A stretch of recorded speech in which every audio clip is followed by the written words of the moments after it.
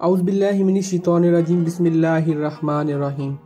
अस्सलाम वालेकुम अहबाब, टेक फार्मिंग में आपको खुशामदीद कहता हूँ और उम्मीद करता हूँ कि आपने हमारे चैनल की तमाम वीडियो ज़रूर सुनी होंगी और आप उनसे ज़रूर फ़ायदा हासिल कर रहे होंगे। और उसी तरह आज एक नई वीडियो के साथ आपकी खिदमत में हाजिर हूँ। बहुत ही अहम वीडियो कि अंडा देने वाली मुर्गियों से अच्छा रिजल्ट कैसे हासिल किया जाए। मैं आपके सामने चंद एक बातें जो कि पेश करूंगा, अगर आप उनके ऊपर अमल करते हैं तो मुझे उम्मीद है कि आप ज़्यादा से ज़्यादा अंडे हासिल कर सकते हैं। नंबर 1 पे पॉइंट की अगर बात करें तो मुर्गियों का डरबा धूप की तरफ रुख पर बना होना चाहिए। जहाँ से धूप का साया पड़ रहा हो, मुर्गी का दरबा उस जानिब बना होना चाहिए।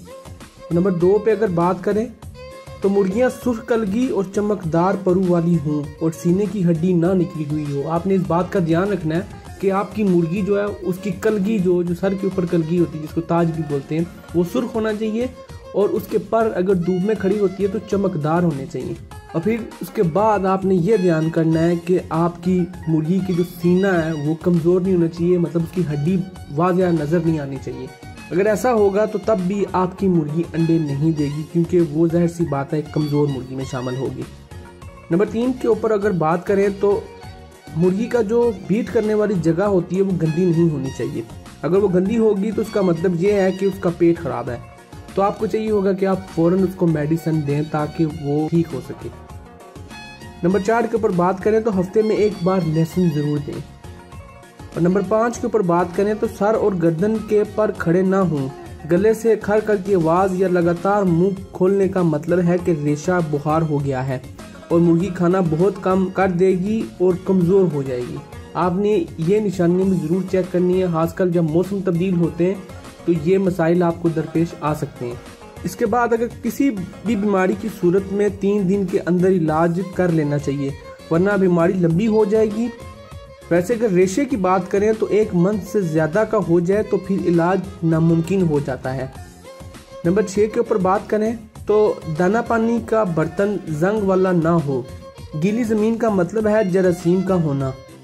तो आपने इस बात का ध्यान ज़रूर रखना है कि आपका जो डरबा है या आपका जो छोटा सा सेटअप है या आपका फार्म है, उधर गीली ज़मीन नहीं होनी चाहिए। आपका बुरादा या जो आपने पिच बनाई हुई है वो गीली नहीं होनी चाहिए, वरना जरासीम पैदा होंगे और जरासीम से आपकी मुर्गियों के अंदर बीमारियाँ मुंतकिल होंगी। तो इस चीज़ के ऊपर आपने ज़रूर गौर करना है। नंबर 7 के ऊपर बात करें तो बीमारी 2 वजह से ज़्यादा होती है। एक सर्द या गर्म हवा या नमी। ये दोनों बातें मैंने आपको ऊपर बता दी कि ज़ाहिर सी बात है, अभी आपको मैंने बताया कि अगर गीला होगा तो मतलब उसका नमी है, तो नमी की वजह से भी मुर्गियाँ बीमार होती हैं।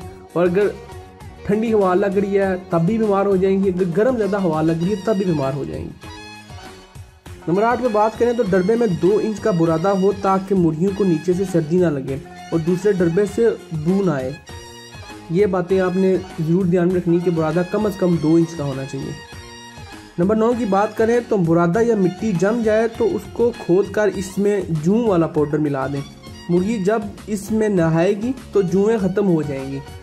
जूं वाला पाउडर जो कि बाजार किसी भी वेटनरी शॉप से आपको मिल जाएगा, आप आसानी से लेके आ सकते हैं और उसको आप मिट्टी में मिला दें या बुरादे में मिला दें। तो मुर्गियाँ जब उसमें खुद को सम टाइम खेलती भी हैं या सम टाइम उसमें खुद को नहलाती भी हैं मट्टी से, तो तब उसकी मदद से वो जुएँ उनके जिस्म से ख़त्म हो जाएंगी।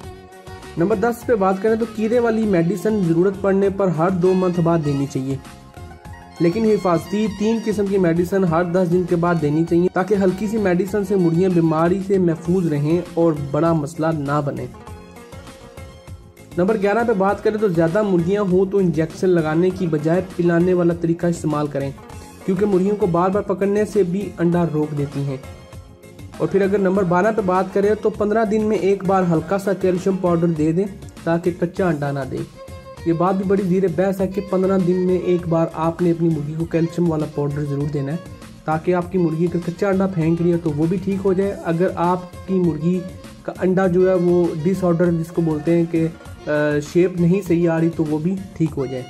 नंबर 13 पे बात करें तो मुर्गियाँ कमज़ोर हो तो गंदम या बाजरा 5 दिन के लिए ज़मीन में दबा दें, फिर वो निकाल कर दें। आपने गंदम या बाजरे को ज़मीन में दबाना है और फिर उसके 5 दिन के बाद आपने उसको निकालना है और फिर मुर्गियों को दे देना। इंशाल्लाह आपकी मुर्गियाँ सेहतमंद हो जाएंगी और मोटी ताज़ी हो जाएंगी।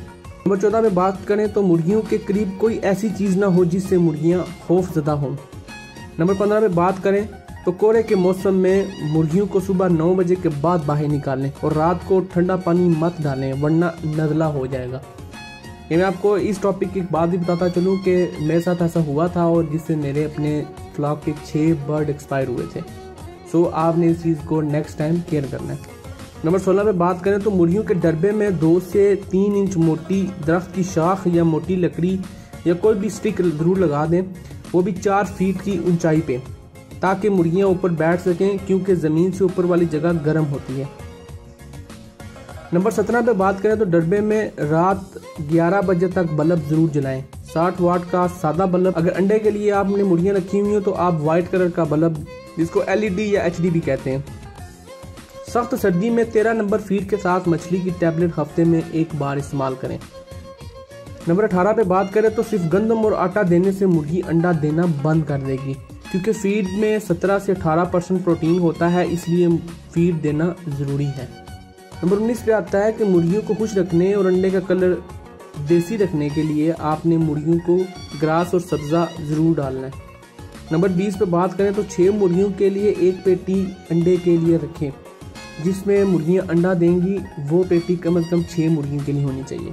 नंबर 21 पे बात करें तो अंडे वाली जगह ज़रा अंधेरी वाली और सुकून वाली होनी चाहिए। कभी भी मुर्गी फुल रोशनी में कभी भी अंडा नहीं देगी, आपने उसके लिए थोड़ा सा अंधेरा ज़रूर करना है ताकि वो आराम से बैठ के वहाँ पे अंडा दे सके। अगर आप इन चंद बातों पे अमल करते हैं तो मुझे उम्मीद है कि आप सेहतमंद मुर्गियाँ पालेंगे और आप उनसे ज़्यादा से ज़्यादा अंडे हासिल करेंगे। और ये बातें आपने अपने तक महदूद नहीं रखनी, बल्कि इस वीडियो को आपने शेयर करना है अपने दोस्तों के साथ, ताकि वो भी इन छोटी छोटी बातों पे अमल करके अपने फ्लॉक को कामयाब कर सकें। और ऐसी मज़ीद अच्छी वीडियोस के लिए हमारा चैनल टेक फार्मिंग को सब्सक्राइब करना हरगिज़ ना भूलें और हमारा ऑफिशियल फेसबुक पेज facebook.com/techfarming को भी लाइक करना ना भूलें। अस्सलाम वालेकुम।